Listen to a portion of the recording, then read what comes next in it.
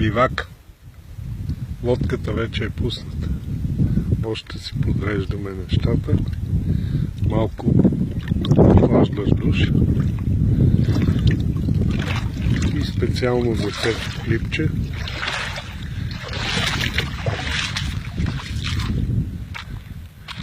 Плажната ивица тук.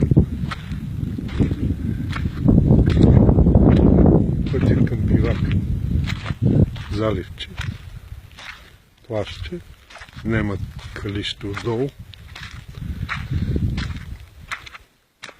И насреща е кухнята.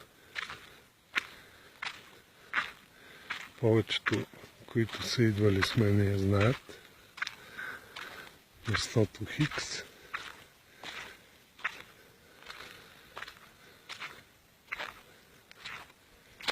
Тук спиш и гледаш към водата.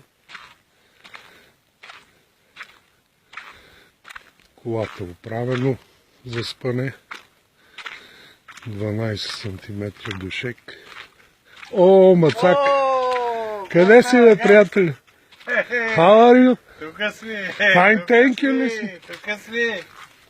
Ама да говорим на английски вече, само на български. Вече няма. Ето, самолетно отделце, леко, за жегите. Челмици 3.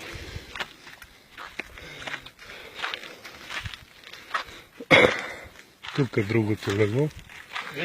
Оу, Мацак, ти не си оправил още твоето. Шатрата, кухнята навес от винил. Още не сме подредили нищо, но лека по лека. Барбекюто.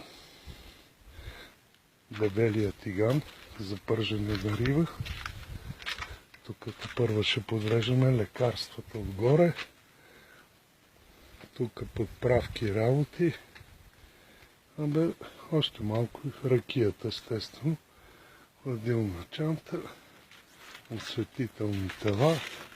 Хляба заради мишките виси. 4 стола за 2 човека. Сигурно някой ще идва. Да. Просторна сме си направили. Ма има пирони. Много пирони. И от тук лягаш си и си гледаш е така. Ма някой преди нас буклуците метох. Ето е метлата, импровизираната. Те първо ще чистиме бивака. Има много пошиляк преди. Там ли ще е простор? Трябва да оправим това. И това е. Живее ми се. Нека риболова започне сега.